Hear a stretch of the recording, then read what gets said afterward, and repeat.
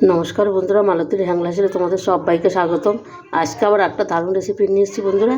আজকে আমি করব দুধ পনির। এবার দুধ পনিরটা বন্ধুরা আমি কীভাবে করব, কীভাবে তোমরা পুরো ভিডিওটা দেখো বন্ধুরা, দারুণ লাগবে দারুণ। এই দেখো আমি পনিরটাকে আমি কেটে নিয়েছি। আমি এখানে 300 গ্রাম পনির নিয়েছি। তোমাদের বেশি কম লাগলে তোমরা সেভাবে নিতে পারো। আর এখানে দেখো আমি কাজু, পোস্ত, একটু আদা, 4টা লঙ্কা, কাঁচা লঙ্কাটাই পেকে গেছে সেটাই আমি নিয়ে নিচ্ছি, কেন এখানে হলুদ কোনো ব্যবহার হবে না, ওই জন্য লাল লঙ্কাটাই নিচ্ছি। এটাকে আমি মিক্সিতে দিয়ে পেস্ট করে নিই। তোমরা মিক্সিতেও করতে পারো, শিলনোড়াইও করতে পারো। আমি আজকে পেস্টটা মিক্সিতে দিয়ে নিই, তার সাথে একটা টমেটো দেবো। পুরো ভিডিওটা দেখতে থাকো বন্ধুরা, অসাধারণ লাগবে বন্ধুরা। দেখো পনিরটা কিন্তু আমি এখন ভেজে নেব। একটু সামান্য একটু এনে লবণ দিয়ে দিলাম। পনিরটা ভাজার আগে একটু যদি লবণ দেওয়া না বন্ধুরা, তা কিন্তু পনিরটা নরম থাকে। তাই একদম হালকা করে আমি ভেজে নেব পনিরটা।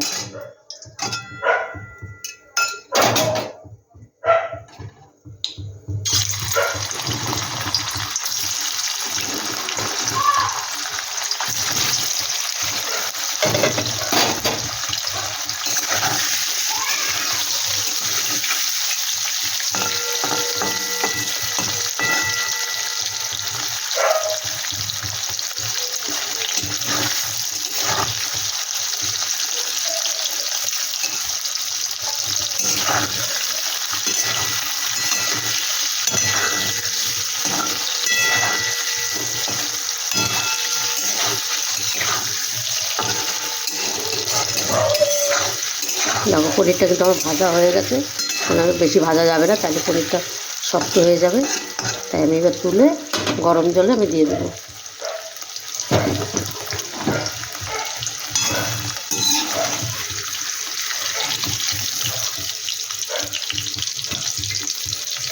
গরম জলে পনিরটা দিয়ে দিলে পুরো পনিরটা কিন্তু বন্ধুরা নরম হয়ে থাকে।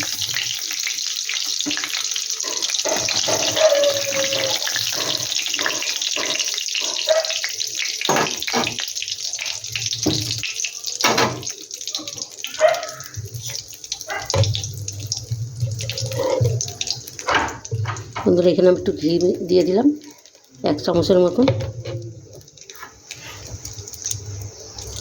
দিয়ে দিচ্ছি কিছু গোটা গরম মশলা।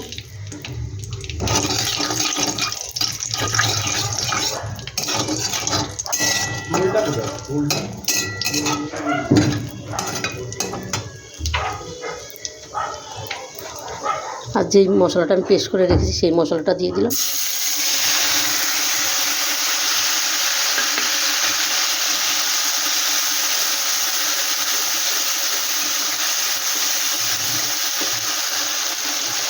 এখানে কিন্তু কোনো মশলাই চলবে না। দিয়ে দিলাম স্বাদ মতন লবণ, আর একটু লাগবে।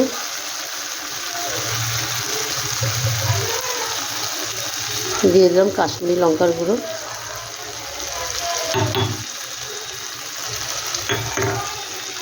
দিয়ে দিলাম একটু চিনি। বাস মশলা কিন্তু শেষ দেওয়া।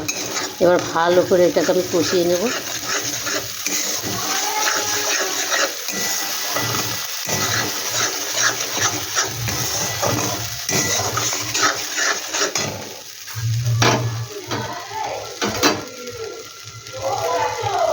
দেখো এখানে কিন্তু আমি একদম মশলাটা বাটি ধুয়ে সামান্য একটু জল দিয়ে দিচ্ছি।